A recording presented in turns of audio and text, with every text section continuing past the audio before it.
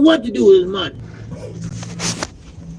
Hell, look at St. Davis. Look at Frank Martin. Frank Martin got the hell knocked out of him. He got up and went and go buy him a Maybach.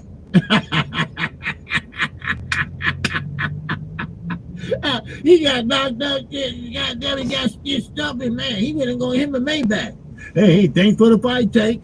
All right, yeah, man, let's do it again. Yeah, even Ryan went up to the ring one time and told me, hey, man, he had a T-shirt on. He had a T-shirt on. Come on, y'all remember that? He turned around and said, let's. Then he turned around and said, let's run it back. Hey, man, the money talking bullshit ball. Come on now. Man, oh man. I mean, you know, it is what it is. All right, what's up, Thomas here? What's going on? All right. Yeah, this is YouTube boxing, man. I'ma just run off through a couple channels, just let y'all hear the rhetoric, the liability boxing talk. See, one thing about the internet, free Wi-Fi, anybody can have a voice, and this shit has polluted the boxing game. It's polluted, right? Because you have jealous, what I like to call the jealous fan zone gatherings, where people just gather around and discuss boxing as fans or supporters. But are you really an asset or a liability? And most of you niggas and bitches are liabilities. Trash. Straight up trash. Let's get to some more. Is this an asset or a liability? Listen to the conversation and you be the judge. $5 million combined with everything. I'm talking about Livegate, the zone money, and all of the mercs and everything that they sell at the venue. I think it might generate somewhere around $5 million. So you still gotta pay the undercard. You gotta pay your fighter, which is Jerron Boots Ennis. So I think they might offer him $2 million. Okay, now that's probably about the most they could give him. When they come to that, right? Brian Norman Jr. going to Japan. If he whoops on Jen Sasaki like he thinks he's plans gonna do, he whoops on Jen Sasaki, he comes back. $5 million combined with everything. All right. Right. Now this was a channel talking about the money, right? And a possible fight of Brian Norman Jr. and Boots Ennis, which the fight is not gonna happen no time soon. But these guys are talking about $5 million. He believes that they could do a combine of $5 million at the live gate and all of that, right? Can they do that? What? And the other guys talking about Brian Norman Jr. going over to Japan and fighting. So I guess he wanted us to believe that he should get more money now for doing that, which, is up for debate and all of that. But my whole thing is this, right? Now, media marketing, Mr. 10%, right? Brian Norman's manager was on the Boxing Voice, AC Adrian Clark, right? They got a system, they got a plan. They're gonna listen. They're gonna do the Mario Barrios thing, right? You see what Mario Barrios is doing? He's fighting Pacquiao, trying to make the most money that he can make before he even possibly even entertains a unification with Boots Ennis, because he knows once he loses the Boots Ennis, that's it. The well has dried. And I think that the Normans are doing the same thing. But when you hear guys who, and respectfully, to the two shows that I just played podcast, none of those guys actually do anything in boxing. One guy, the guy that I played the first time, he does fight parties. He, respectfully, I think he's a crackhead. I'm sorry I'm saying it. It's just my opinion. Like he was just giving his opinion. But this is what YouTube boxing consists of. Let's go to some more, right? More rhetoric out here, man. These are you an asset or a liability to the boxing game? Let's get to some more rhetoric. Yo, last night I was in the gym, sparring match, came home, they were still debating. Now, is that an asset or a liability to boxing? Like, you've been on for 4 hours. You did a whole part-time shift. Shout out to my guy Gumbo's in here. Gumbo runs loads. Gumbo, you probably could have ran through a couple of states in the amount of time. You know how you be moving around. You probably crossed a couple of states in that time that these guys sat online and were debating countless motionless rhetoric. Let's get back to some more of this rhetoric. See, Donald Trump and they shit, they know that group might laugh at that shit. But it ain't funny over here. See. Man. Now, let's talk about it. Tank and Ryan. Man. Together again. Together again. But let's put it in perspective though. They are not merging with Golden Boy, PBC. PBC is not merging with Golden Boy. No, they are not. Okay? They entered into a partnership. Okay? They are entering into a partnership. And basically, what that means is that they're going to share the revenue of the fighters, and if Oscar need a middleweight or whatever, okay, we'll split this and that, whatever, and basically they can work together like that, and that's a start. That's a start. Now, Todd DuBois, I don't know where he's gonna fit in with this. Maybe it's room for one more. I don't know. If you don't know, that's ESPN. I mean, that's Top Rank. Todd DuBois is running the day-to-day operations of Top Rank. Bob Aaron, right now, bless his heart, he just the face of Top Rank. He there just to smile and fucking wave until that time comes where he, take that. Fly away, oh glory, fly. Now, yo, listen, man. Y'all listening to this shit, right? This is what it's 69 people listening to this shit. The chat is active. I was just in the chat. They blocked my comment. But look, this is 69 liabilities listening to this. And this is why it spreads. Because you have 69 people listening to this. Taking this in like vitamins, right? I'm gonna say sea moss. I'm the moss man, sea moss. So they taking this in like a nutrient, like a mineral, like sea moss. And then if you have an opinion that goes against this rhetoric, this gibberish, the 69 that have took this in as nutrients will debate you, argue you, and tell you that you're wrong. This is YouTube boxing, man. YouTube boxing to me, I swear, I sit back, like I don't really even like doing. I have to put out content because of my company that I own, right? But if you notice, I've been branching off, man.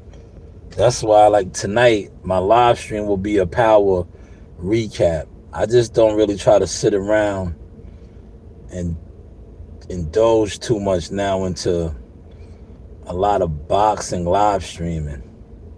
Like I might put out reaction videos and things of that nature, but as far as this trying to be a full-time YouTube boxing channel, them days is over, bro.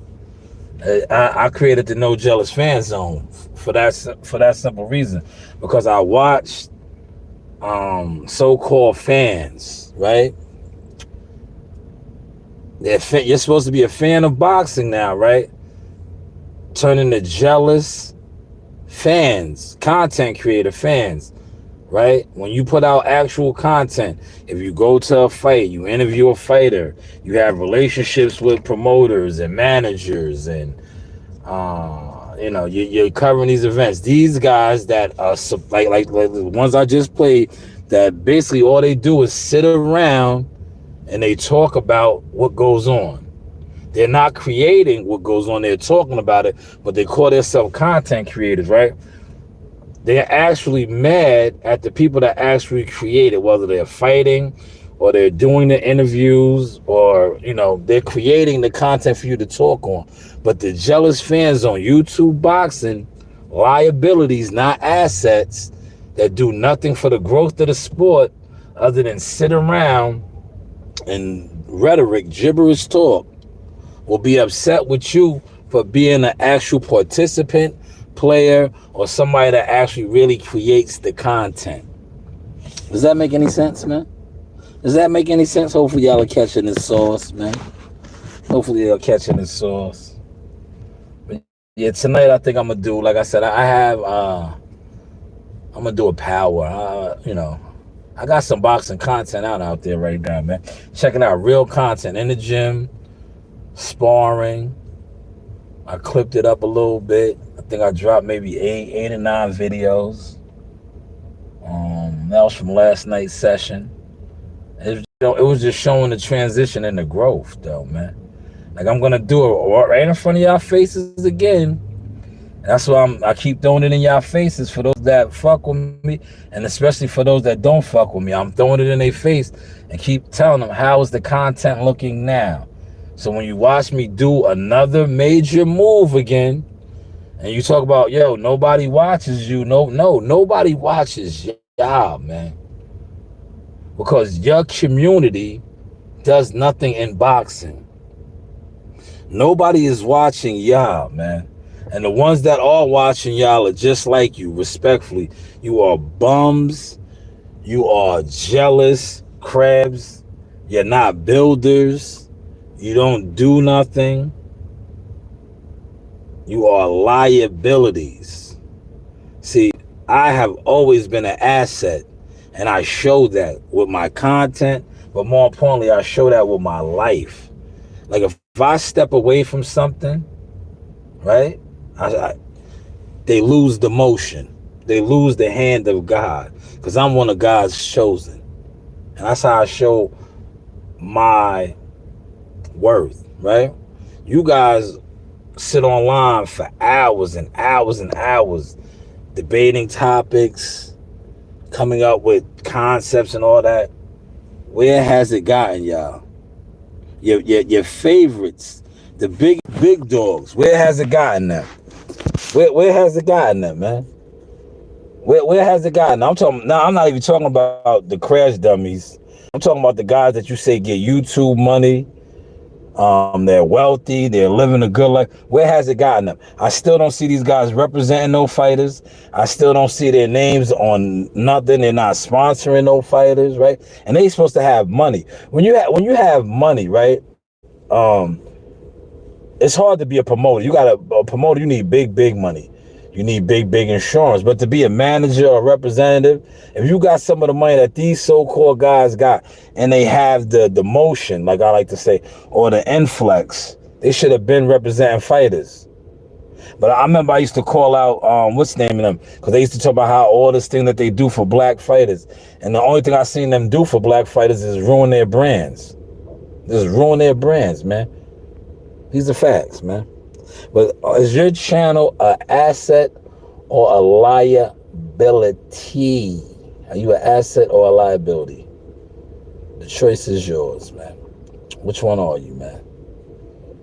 Which one is your boxing channel? All right?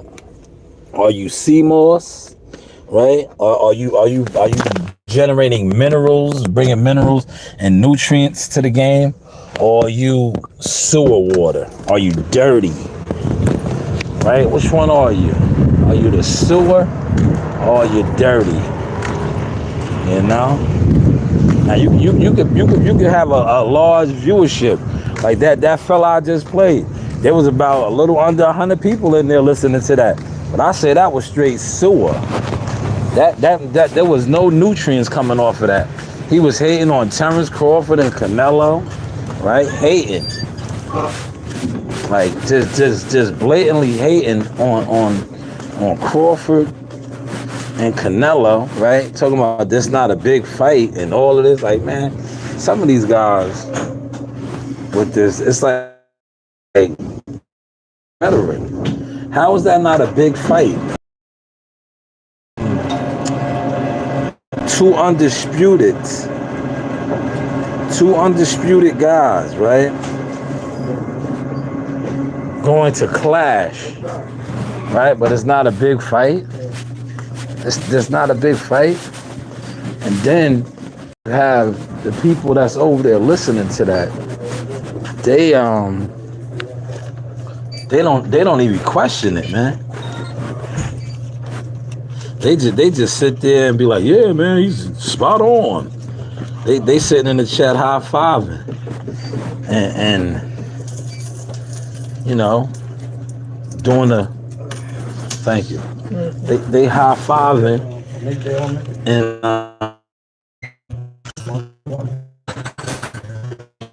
taking in all that garbage, man. For Canelo, hands down, it's probably one of the biggest fights since Spence Crawford, right? And the same guy that said that probably was the same when Charlo got his opportunity and all these other guys got their opportunity. They wasn't condemning it like that. But now that it's Terrence Crawford, somebody who beat, like I said before, Terrence Crawford just, dog walked Earl Spence. Earl Spence could do no wrong, even though he was out here living a treacherous life, doing a lot of foul shit behind the scenes. He could do no wrong. And a lot of these guys' eyes, right? Terrence Crawford, on the other hand, was the exact opposite. Terrence Crawford has one on the dog walk him and do other things. Yes, soy and duck sauce. 2055.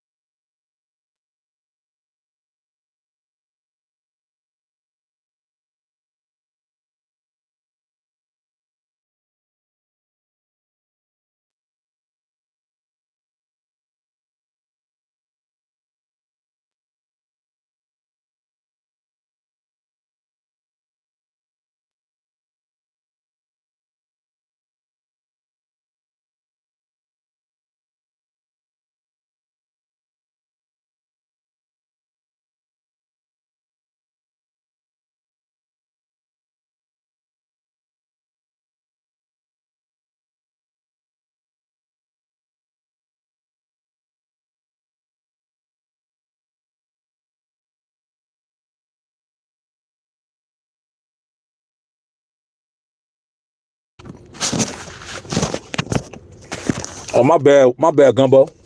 I was on a phone call. My bad, I was on a phone call. But I was saying, like, when these guys cover events, right? Like last week or whatever it was, the Devin Haney shit. That shit was pathetic. You donating to these people, you supporting these people. They're doing live streams in hotel rooms, right? Then they're showing you the after party, right? All right, that's cool. But where's the content? Like, I put out a video that's like probably like 4 years old, showing you the referee giving the fighter the instructions in the locker room. That's insight.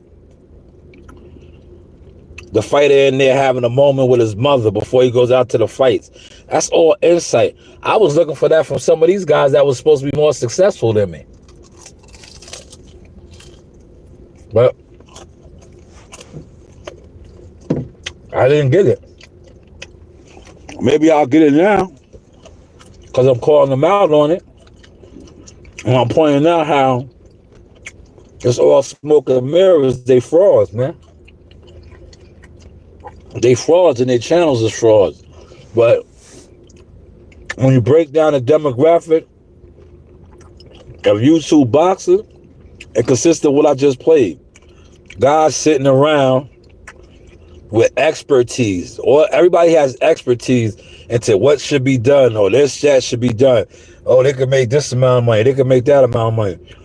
But you guys aren't even putting forth the effort to show that you even know the logistics of that. Because like I said, half of you guys say that shit don't even contribute to the growth of boxing.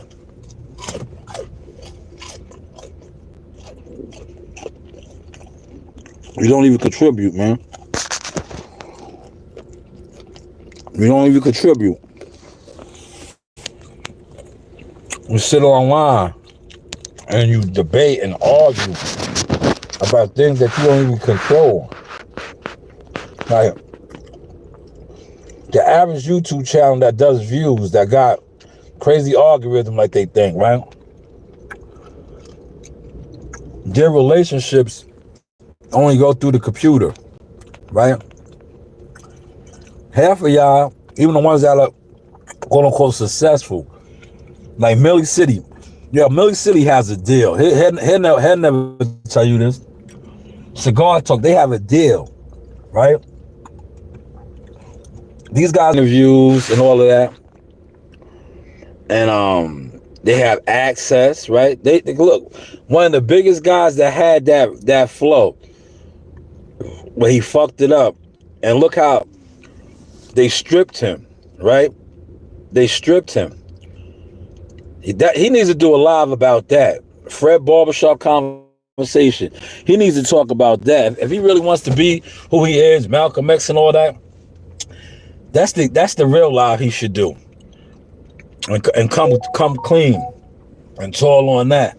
How he was like Cigar Talk and Millie City and all these guys that you see the fighters constantly on, right? He should tell the truth on that. How, you know how I know this? When I spoke on this, you know how I know this?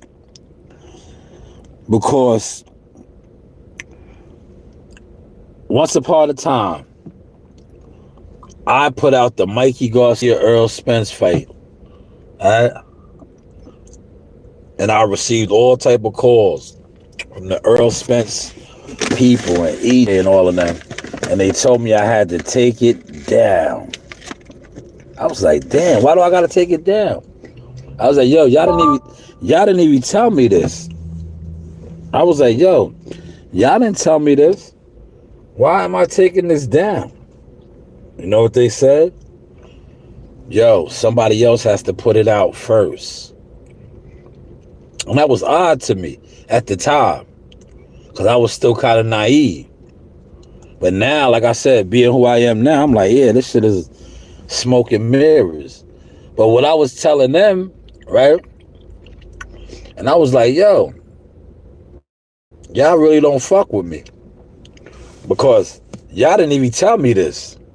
I found out through my peoples, and I put it out. And y'all calling me to tell me to take it down because it's true, and somebody else got to put it out. So I said, damn. It clicked right then. I said, yo, they don't want to see me win. They don't want to. Yeah, look, they don't want to see me come up. They don't want to see me come up because you didn't even give me this information, and I got it and I put it out, and it was a problem. Thus, it's cool when they do it, man. How is the content looking now, y'all? How is the content looking now? Man, I'm taking a late lunch, y'all. This is late for me. Well, I'm about to get to my lunch, man. Yo, Gumbo, if you still in here, what you have for lunch, man? Yo, Gumbo, what did you have, man? Gumbo be out there around all the good spots. What did you have, Gumbo? What did you have for lunch? I got me a nice egg drop soup. Egg drop soup is good, y'all. A lot of protein. Gumbo, what you had, man? Well, this is the lifestyle of a trucker right here, man. You know, sometimes, depending on where you at, you can dine in and all of that, man. But most of the time, we gotta make it do what it do, y'all. Right? This how we do. This how we do. But yeah, I'll be back on later. I might put out some more content from last night. I was in my bag, man. I told y'all, listen, I told y'all Amani was gonna whoop him out, man. Amani did his thing, man. Amani will boy out, man.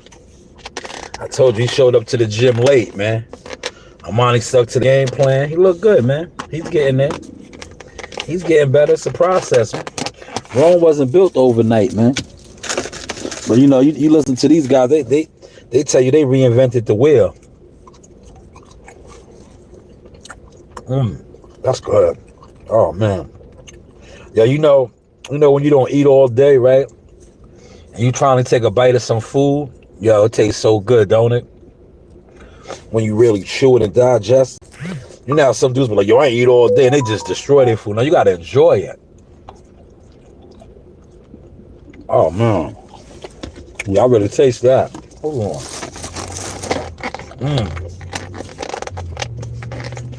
That was good, man. But y'all be back on that CW special, man. Hopefully CW's not late tonight, man. Because when he's late, he cuts into his own time slot, man. But I'm gonna do the CW Power special tonight. Yo, Malik, man, stop trolling, man. Go over there with them trolls, man. If you don't know by now, Malik, man, this is serious business over here, brother. You know, I don't do the troll shit, man. You know, I do the troll shit when I'm in character. This is serious motion talk, Mr. 10%. I'm a real advisor. I get a bag off of boxing. Fuck YouTube. YouTube is a bunch of trolls and clowns and jealous ass fans with no emotion that respect liabilities, don't know what a real boxing asset is. So that's why I come on here and I throw it in their face. Right? I throw it in their fucking face. Because I don't need to do a motherfucking view, but I'm an asset in boxing. And when my next young boy gets signed and the next fighter that I'm connected to does something major, I'm going to continue to keep coming on the internet and throw it in their face like, damn, how am I doing all this and nobody fucks with my channel? Nobody fucks with me in boxing. Right? How am I doing all this if I'm not a successful YouTuber? You know why? Because I'm successful in real life. And a lot of these YouTubers ain't successful at shit in boxing other than pushing bullshit narratives and organizing gatherings and a bunch of jealous fans. A bunch of jealous fans, man. You know? Just a bunch of jealous fans. Like the great debater last night.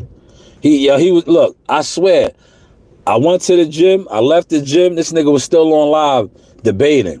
Well, that is conductive for the growth of boxing? Absolutely not. That's why when he was at the party, he looked at musty. He didn't know what the fuck he was doing, right? Because this is what he does. He sits in a room for 4 hours debating, doing weirdo shit. That's weirdo shit. So that's why when he was actually at a fight week, all he knew how to do was sit around like Brownie. He was out in front of the hotel, following behind Bill. He had no real Devin Haney content. That's why I put out a little minute, a half a minute, whatever it was, showing that this bit of content right here, the referee giving Jihad instructions before the fight, Jihad in the back, WCS and me at the ringside. It's more content than all those guys combined. The DHP crash dummies that got a free meal put out for a whole entire fight week. Yo, Malik, I'm not wasting my time talking boxing, man. I get paid for boxing, man. When I come on YouTube, right, I feel disrespected because I see, like I said, if you just got in here, crash dummy channels not only get donations, motherfuckers support these guys, and they do gay gatherings, respectfully. You're doing male bonding fight parties in hotel rooms. Like, come on, what part of the game is that? When you see me actually coaching fighters, advising fighters, you heard a fighter who's fighting another big fight for his biggest payday. Yes, Jihad Tucker's making his biggest payday, June 21st in Newark, say that I was the guy that made the phone call to get the ball rolling. But yet, when I come on, I get people to still try to troll me that can't even, I put my youngest daughter's resume up. Not Nasai, because you can't fuck with Nasai. Nasai done shot at MSG, done interviewed Timothy Bradley, Calvin Davis, the list goes on and on. I wouldn't even put you in the ring with Nasai. You can't. But Coach Ring, you might have a little chance. She just turned 8. But Nasaya, a dog walk you. Like I said, she has Hall of Famers. She shot at Madison Square Garden. She dog walk your favorite YouTuber. Your favorite YouTube boxing content creator. He couldn't touch my daughter, MC Hammer status, man. But listen, I'm gonna enjoy my lunch, my late lunch. It's 1:30, man. I should have ate at 11:30, but I'm enjoying my late lunch. Me and my guy CW will be back on at 4:30. I'll be at the desk for that. 4:30 at the desk. We'll do the power. I'm gonna do a power live, no boxing, man. I may do a reaction like I just did a little bit right here. Play some of these old crackheads and drunks and jealous degenerates content and just laugh, man. These guys be knowing the logistics. Yo, it's crazy. They know all the logistics to fights and what fighters need to do. But yeah, they can't even put together an LLC. They can't even manage their own books. But they telling independent contractors, millionaires, what they need to do. Millionaires, man. A lot of fighters that they hate on. Bud Crawford's a millionaire, man. Bud Crawford, you see that compound he built? The Crawford compound, that's what I call it. He built the compound, man. This guy's a millionaire. But you got guys that's living in their mother's basement, right? Some of you niggas probably don't even have a crib. You probably living off a Section 8 bitch. And that shit's about to be dead next year. Trump is trying to end Section 8, man. What y'all on here telling Shakur, Devin, and Bud, millionaires, what they need to do to finesse they lifestyle. Meanwhile, you niggas is living off a Section 8 bitch. Like, come on, man. Make it make sense. And the bitch gets food stamps and all kind of other shit, man. But you telling niggas that own compounds and all type of other shit, how they need to flow. The funniest shit to me is when they be killing Shakur. Like, nigga, Shakur done broke the poverty line for his entire family. And like I said, the main ones talking about him, you niggas living in a Section 8 bitch crib getting food stamps, man. Make it make sense, man. But hey, what do I know? And if you feel like I'm talking about you and you see me in the streets, man, get active, man. Get active. But just know, I got it however you want it. You know, you do have options. Got it.